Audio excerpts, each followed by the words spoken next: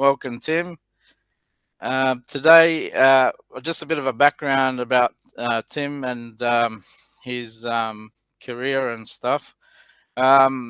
Basically, Tim has spent a career in spearheading STEM within the senior years, and in his role as the Vice President of Strategic Partnerships at Life Journey, he's been responsible for ensuring that our senior students have opportunities to utilize STEM within industry. So over to you, Tim.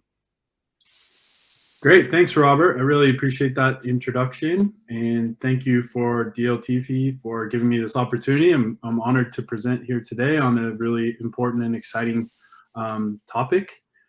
Before I get started, I'd just like to pay my respects to the traditional owners of the land from which I'm speaking today, the Gadigal people of the Eora Nation.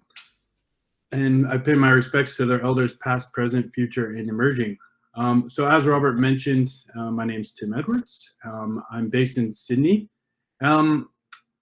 Just, you probably can tell, I have a bit of an accent. I'm originally from Northern California. That's where I was born and raised. As Robert mentioned, I've spent the last 10 years being sort of I would call it an evangelist for STEM careers, and really helping to connect industry with schools and students. I've done a lot of work in teacher professional development, and particularly within the STEM fields. I've had a lot of experience and work within the T technology, and specifically within the cybersecurity field. So that's a bit of my background. For the last 3 years now, I've been working with the Australian Signals Directorate on a collaborative project with them called the ASD Cyber Experience, and that's meant to boost teacher confidence and ability in cybersecurity, and also build awareness amongst students of career opportunities in the cybersecurity field through an online platform and also in-person workshops. So that's just a little bit of a background on me. I'm just going to share my screen now. This should be good. Play from start. All right. So just to, I guess, set the context of the presentation today, I think many of you would be familiar with the idea of cybersecurity. You've maybe heard it in different places, and certainly have seen multiple media reports and TV shows. There's plenty of good movies, TV shows, books, etc. It's quite a prevalent thing in today's society and culture. But I really like to set the framework of cybersecurity within this idea of smart cities, because it's a little bit of a softer side, rather than sort of something like Mr. Robot or Doomsday type scenarios, where there's ransomware and there is a very exciting and edgy part to cybersecurity, but there's also a bit of something that I think might connect well for you in terms of your teaching and your ability to influence students, and that's this idea of smart cities. And most of Australia's capital cities today, and even some of the regional and country cities, are implementing or beginning to implement this idea of smart cities, and that's really building a more efficient, sustainable, smart, connected city that makes life easier for people, and really leveraging different types of emerging technologies. That would be things like drones, robotics, IoT, solar energy, I think, is another huge one, virtual reality, augmented reality. There's all these different emerging technologies that governments, whether it's the federal government or the state government or local governments, are trying to implement in order to make life easier and more efficient. But really underpinning all of this, and underpinning more broadly the Australian economy, the Victorian economy, and even more localized economies, is a smart cybersecurity posture, smart policies, smart people, really underpin all of that, because without building cyber resilience, all of these things can be quickly jeopardized, and the safety, well-being, health of Australian, society and people can be jeopardized quite quickly. And we've seen that with a number of different breaches that have happened in the last, maybe within the last year, but going over the last 10 years, we've seen a number of different breaches, and I'll get into a few of those today. But I think, just the takeaway from this slide is, you can't really build a smart city without having a strong cybersecurity policy, infrastructure, and people. So looking at broadly at what is cybersecurity in Australia, what is it in Victoria, really it's an industry in itself, but also an enabler of all different industries across Australia. So everything, I would ask maybe the audience, if you can think of an industry that is not reliant on cybersecurity in Australia, put that in the chat, and I'd like to see what you come up with. But I think you'd really struggle to find something that's not dependent on information technology and isn't susceptible to a cyber breach. Some industries are much more susceptible to cybersecurity incidents. But everything from medical technology to mining, natural resources, advanced manufacturing, food and agriculture. We've seen the healthcare sector impacted a lot by cybersecurity as well. So yes, cybersecurity workers are going to be needed in all of these fields. And I think, malware analysts, penetration testers, software engineers are going to be needed in every single one of these fields. And cybersecurity specialists will be needed in each of these areas. But no matter where you work in the next, today's senior secondary students, no matter where they end up working, they're going to need to have a baseline understanding of the importance of cybersecurity, because each one of them, could fall prey to, a phishing attack or, any of these sort of breaches. They could actually have their own cybersecurity and their own systems and networks compromised as well. But they also might be working in an industry where they could, be a weak link within an enterprise. And then within all of these different fields, right, there is a huge workforce shortage. And I think, we talk a lot about the STEM workforce shortage, but it's particularly acute in the cybersecurity field. So there's been a number of different estimates about that specific shortage.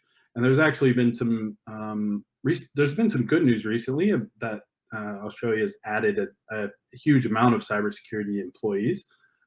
But I think by 2026, that it's sort of estimated at about 30,000 new cybersecurity employees are going to be needed by then.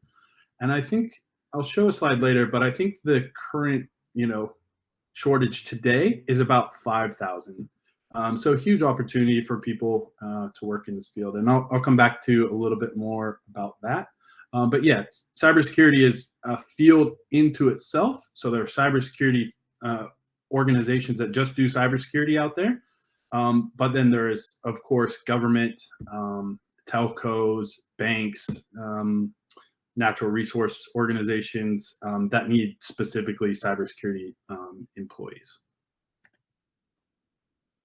So if you think about, I was asked to give you a couple of examples of how, or really real world examples of how cybersecurity is sort of impacting our daily lives, and frame them within the context of some of the senior studies and study areas. And I think, with COVID and with the pandemic over the last 2 years, we've seen what cybersecurity experts would call the threat, I think it's called the threat landscape, has expanded. because people are obviously, spending a lot more time at home, there's, this huge growth in remote learning. But there's also, with this and with the pandemic, there's also a huge amount of data that's being collected on people and information. And so there's, a lot of very sensitive information is being collected at a time where the number of cybersecurity incidents and things like ransomware are also on an upward trend. So it creates this really interesting dynamic where this massive amount of information is being collected. You have to use QR codes and it's quite sensitive in that it's location data. Things are being, you have to check in wherever you go. You have to use the QR code. And that information could potentially be used.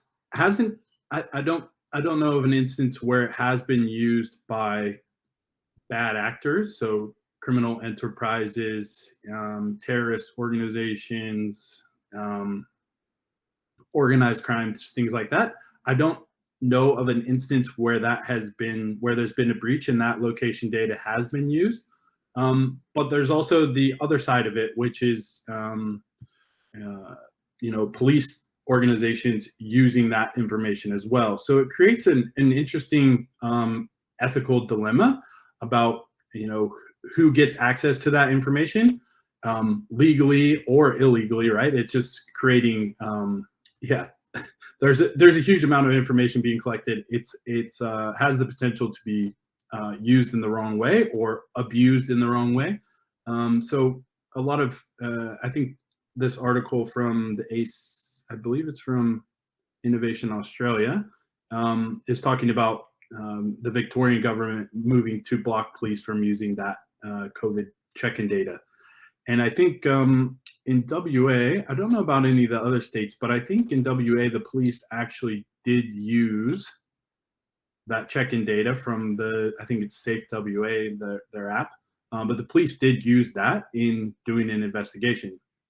So quite an ethical dilemma, right? Your information is being used, maybe without your actual you're being forced to check in places, and that privacy could be breached, and it could be used I think everyone has their own opinion about this being used by the police, right? That could be used in a good way, it could be abused, it could be, there's a variety of different things there, but also bad actors, people that would actually want to cause physical, financial, emotional harm, could have access to that information as well. I think there's just an example that I use too is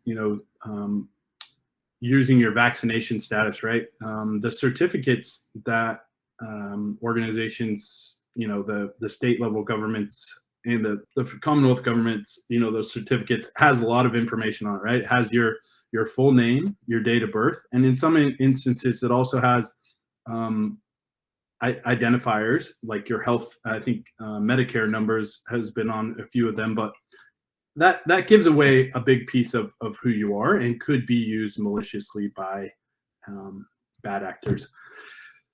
But I think just an example, a friend group of mine was, we were all trying to go to I think we were all trying to go to a pub for the end of the year, right, to celebrate our football team and what we've done, and we all wanted to go out to eat and have drinks together.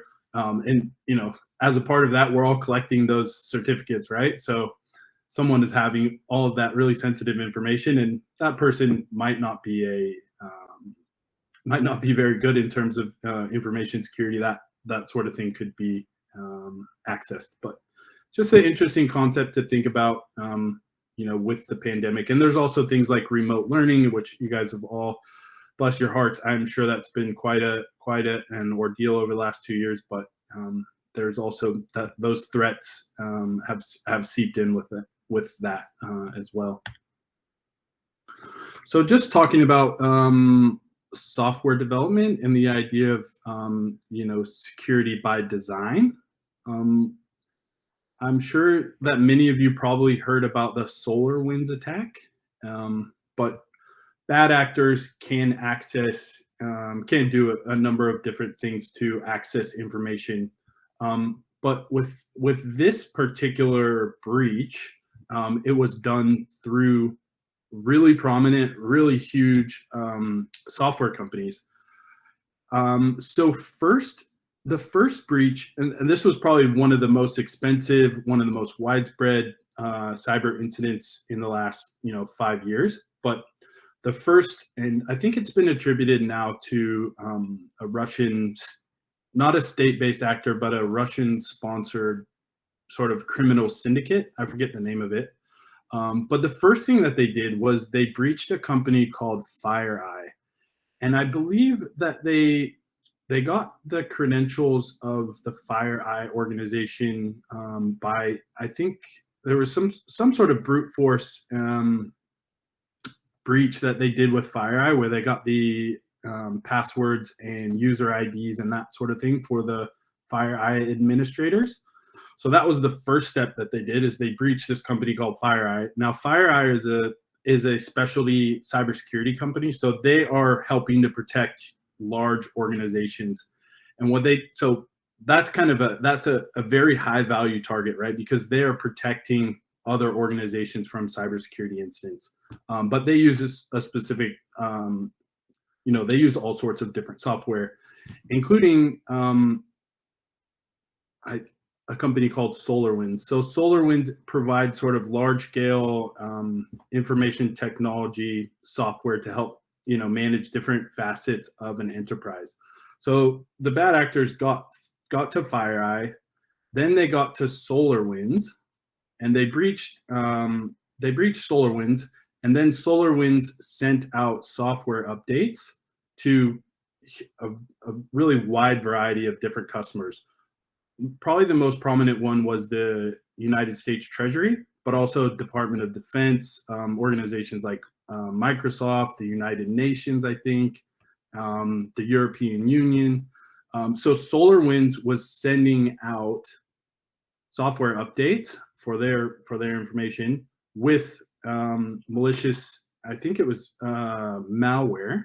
But so those organizations are then installing malware, thinking it's their own, the SolarWinds company. They're actually installing malware, and now the Russian syndicate has gotten from FireEye into SolarWinds and then into United States Treasury. So then they're having access to all of this really, really sensitive information and stealing large amounts of data. And I think the way that they figured out was FireEye was actually, they were the first ones to figure out that breach had happened. But I guess the larger point about this specific breach is the idea of building software that is, I think the word is secure by design. So when you're teaching software development, as I'm sure many of you are, I think that idea of building software that's designed with security in mind, not designed to be efficient, designed to be effective, but also designed to be secure, is quite an important thing to impart on students when they're thinking about this.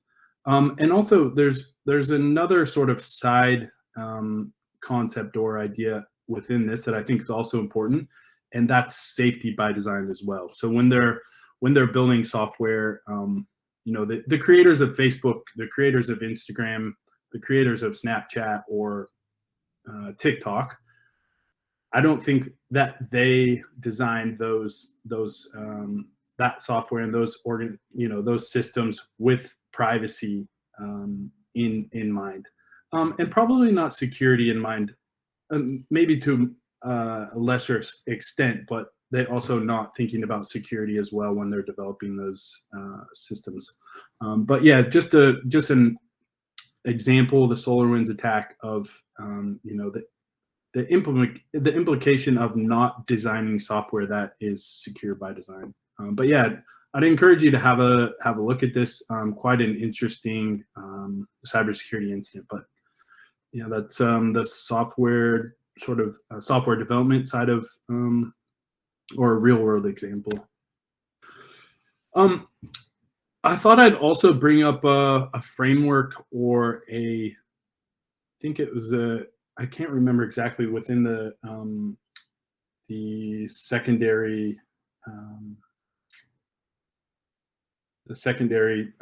curriculum, but you know, practical procedures for security, I think was something around that nature, but frameworks, you know,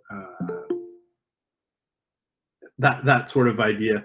And anyways, the Essential 8 is a framework for large scale enterprises to build a better cybersecurity posture and you know, better cybersecurity resilience. And this also applies to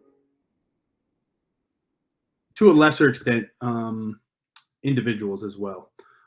So they're Essential 8, and this framework has different levels for different maturity levels. So a school, right, could be, I think, would be on probably the lower end of the maturity scale, as opposed to a secondary school would probably have less cyber resilience than a university or a bank or a government entity. So these are, it's the Essential 8 is scaled in relationship to the security maturity of different organizations.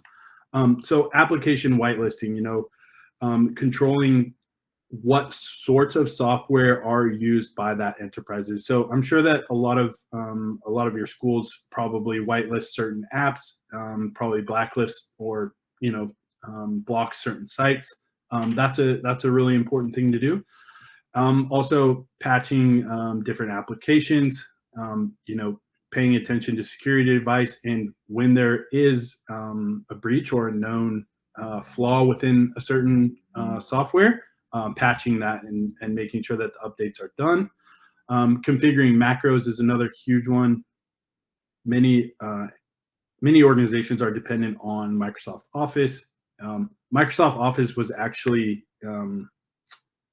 one, I think, can't remember, but one Microsoft Office was involved in the chain of this attack. I can't remember exactly how, but yeah, configuring macros is a really important one.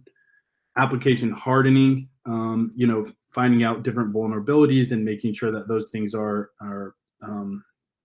protected better. Restricting administration privileges, making sure that not many people have access to change different configurations, and also access to different levels of information and data. That could be quite important within a school setting. Patching operating systems, you know, making sure to keep updating your, you know, when you get that update to say, you know, it's time for, you know, to update your operating system, make sure to do that. Multi-factor authentication, I think probably most of you would be familiar with that, but making sure that you have multi-factor authentication turned on the really important internet connected accounts. Banking, probably the most important one. If you don't have or MFA, you know, turned on your bank accounts, please do that as soon as this is over, as soon as you can. Quite an important thing. And then just backing up your data. So this framework is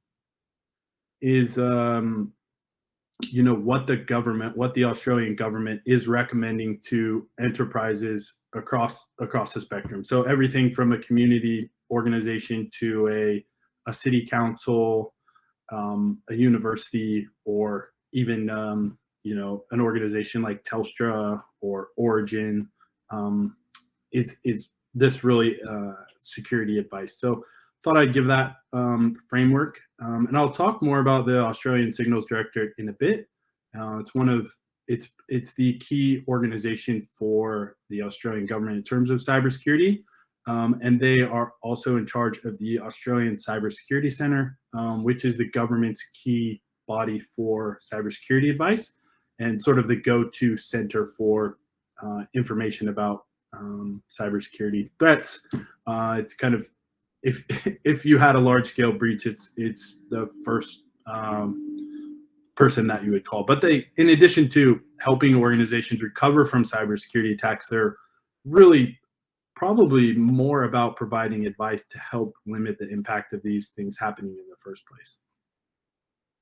So those were just a few examples of things that are happening related to cybersecurity in the real world. And again, I'm trying to connect it to a few of those areas within the senior curriculum that you're teaching.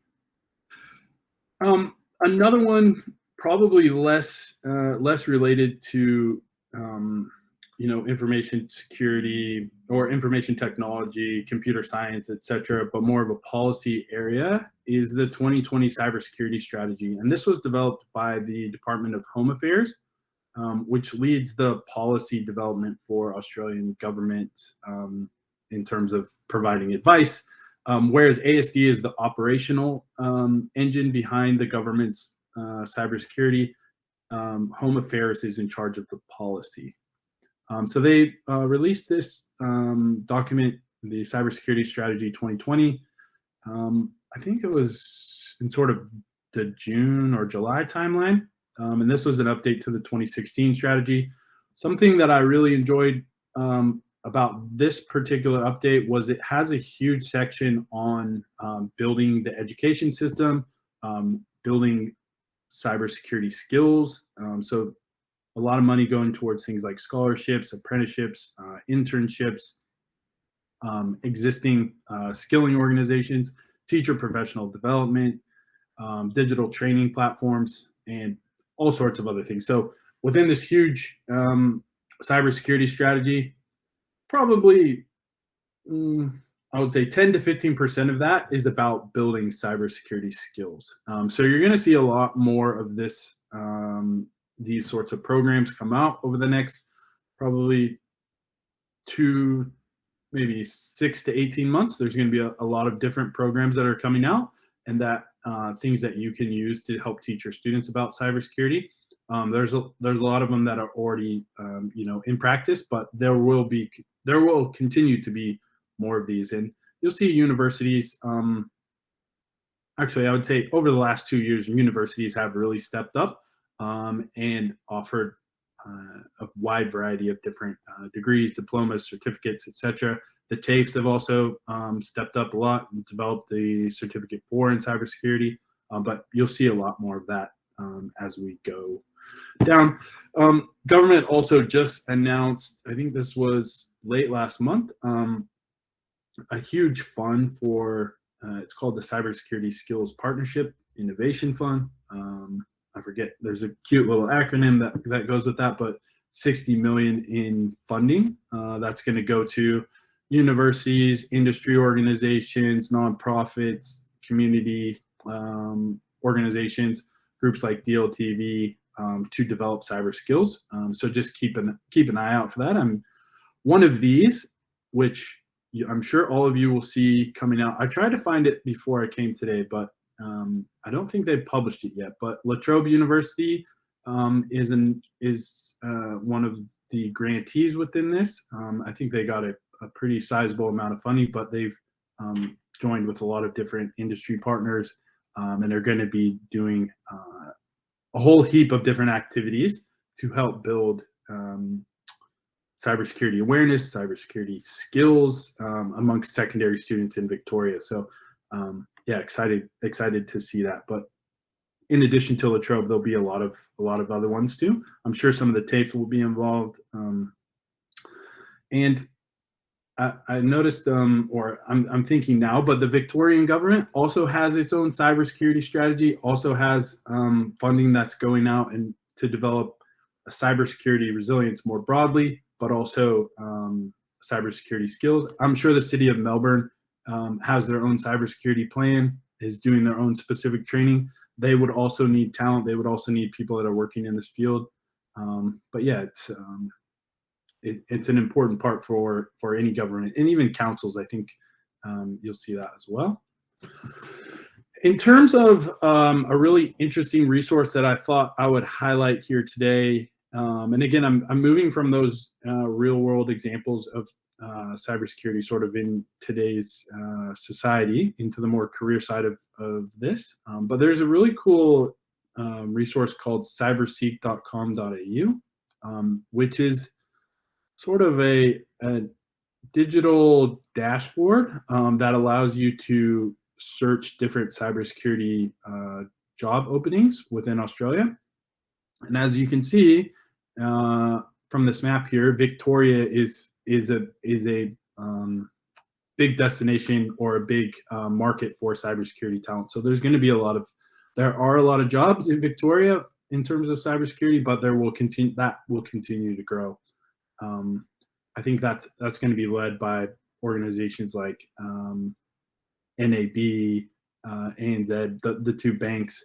Also, the other two banks are going to be big there as well. But then you have the likes of Telstra, the Victorian government, the mining organizations. Those will be the big ones, but also Victorian government. And there'll also be a market for small to medium-sized enterprises as well in terms of cybersecurity talent. I don't know if cyberseek.com.au, I think they might have taken it offline for a little bit to develop it further. But keep an eye out for this. And yeah, if you have students that are interested in this field, it is quite a fantastic resource. So the next thing I'd like to talk about is, who is a cybersecurity professional? What does that look like? What are the sort of skills? What are the attributes of a cybersecurity professional? So within many people would think about cybersecurity workers as automatically having a degree in computer science or a degree in information technology or software development, which is true. There are many people that have gone through that 4-year university pathway and have found themselves in a cybersecurity role. And there is a need for people to continue doing that. So if you have students like studying software development or going to that at university, cybersecurity could be a potential field for them. But there also, it is a field that is quite diverse in terms of the people and backgrounds of people that are working in that field. So I know a lot of cybersecurity people that didn't go to university at all, or didn't study information technology or sort of the technical side of cybersecurity. So there are jobs that are non-technical within the cybersecurity profession. I think that's an important distinction that I want to make today. In terms of the skills that are non-technical in nature, these are some of what people would call 21st century skills, or I think some people call them soft skills. I've heard the word employability skills used before. But these are, I think, 5 different areas that I think are really good. And this was published by the Australian Cybersecurity Growth Network, or AusCyber, which also is a tremendous resource if you're looking for information. I'm going to highlight another resource that they've developed in a second. But yeah, it's a good go-to website as well. They have a ton of information. Great to follow them on Twitter as well. They just got done with a huge I think it's called Cyber Week, a huge conference. October, which we just missed, is Cybersecurity Awareness Month. So a lot of activities happening there. But anyway, back to my point, the soft skills, being a continuous learner. A lot of organizations that are looking for cybersecurity talent are going to teach skills to their employees once they get to a job. So having the background is important, being able to do programming, being able to develop software, that is an incredibly important skill and highly valued by employers. But that ability to continue learning, I think, is probably as important, or maybe more important, than having that baseline set of skills. Being persistent. So I think we all know what that means. Being perceptive is also quite important. Inquisitive, being a problem solver, being someone that likes to take things apart, put them back together again, figure out what's wrong. Someone that can tinker and fool around with that. fool around with different tools is really important. And then also the ability to communicate is quite important here, because oftentimes people that are working in the cybersecurity profession are going to be doing work that is highly technical, and that other people around them, or their coworkers or their boss or their CEO, is not going to be as familiar with. So being able to communicate those technical things and translate them into something that someone can actually understand and action is quite important. So yeah, that's some of the softer skills that are important to cybersecurity professionals, in addition to having a degree in information technology or a degree in software development or computer science. That is a strong foundation, and will always continue to be a strong foundation, but it's not a requirement to work in the cybersecurity field. That being said, my next slide is about post-secondary pathway options for cybersecurity. And AusCyber has developed a really awesome interactive map, or sort of a dashboard. So if you go to the website that's there at the top, you can search by state or territory, look at different qualification levels, and then look at different degree and diploma types. But as you can see, every single major university in Victoria is going to have a cybersecurity program or a cybersecurity related program. I would say they're all really good. La Trobe really good, Deakin really good, Melbourne Uni also really good, but also the TAFEs have incredible programs. The Box Hill is probably the has been for the last probably 5 to 10 years, probably the top TAFE in the country in terms of developing cybersecurity talent. So that's a great place to go if a student is interested in going to TAFE and getting a certificate. I think that's a really good one. Holmes Glen, another really good one. And there's all sorts of different levels and subject areas that they could potentially study. And it really depends on, what they would want to do, what type of organization they'd want to work for.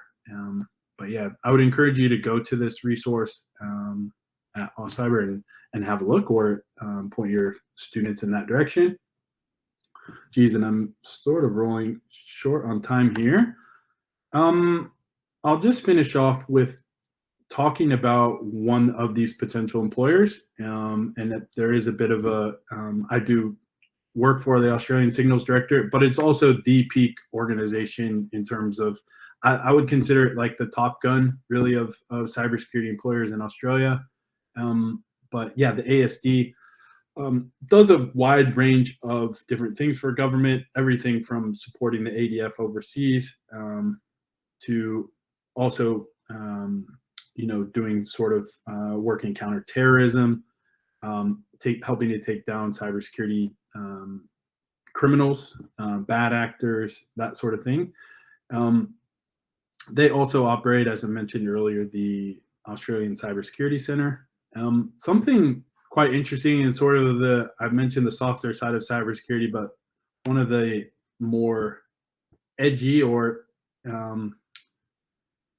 I guess the more exciting part of cybersecurity that ASD does is offensive cybersecurity. So actually looking to disrupt bad actors. That could be a nation state, that could be a terrorist organization, could be the Islamic State, it could be Al Qaeda, it could be the mob, anything. They are doing offensive cybersecurity. They are sort of going out and disrupting people. That is can be quite appealing, and one of the jobs within the cybersecurity field, but quite interesting. Just in terms of pathways, every organization is going to provide internships, cadetships, graduate opportunities. ASD has a work experience program for year 11 and 12 students. They have an apprenticeship program for students that don't want to go to university. And then they also have a cadetship and an internship program for students that are in university. And I would say ASD probably has the most most developed, entry-level programs, but all of the different, whether it's Victorian government or Commonwealth Bank or Telstra, they're all going to have these sort of pathways for students. But yeah, I'd encourage them, if they are interested, that's, to explore graduate opportunities, explore internships, look at apprenticeships, etc. Just a quick overview of the resources for your school, and you're going to see a lot of these as we go. There's the ASD Cyber Experience, which we work with on ASD. There are the school cybersecurity challenges that is done by Grok Academy. A tremendous resource. Highly encourage you to look after that one. If you're looking at sort of e-safety or that sort of area, go to the e-safety commissioner. That's the best resource. There's all sorts of competitions. So Cyber Taipan, Sabura, Capture the Flag, WA, CTF. Those are sort of competitions. So if your students are quite advanced in this area and they want to participate in competitions, that's a really important one. And then there's also teacher professional development. The Grok Academy would offer that. The CSER out of University of Adelaide has a new program as well. And then there's a sort of academy programs that would be run by the likes of Cisco, Microsoft, Palo Alto, all sorts of those different software providers. I mentioned the Latrobe program. That's probably in development, going to be coming out soon. Questacon has also just launched a it's called Cyber Ready. I don't know much about that program, but yeah, it's getting launched now. This is our ASD Cyber Experience. This is a free program that ASD sponsors. It's online, free for students, teachers, and it really sort of is an immersive experience in terms of career awareness. We also have a cyber teacher program. Our next one is November 10th. And that is, you can see the APST or the ATSL standards that it addresses below. I think I'm out of time, so I'll stop there. Thanks, yeah, Tim, that's it. for the insightful talk you just gave. I'll just quickly reflect on some of the chat that we've got over here.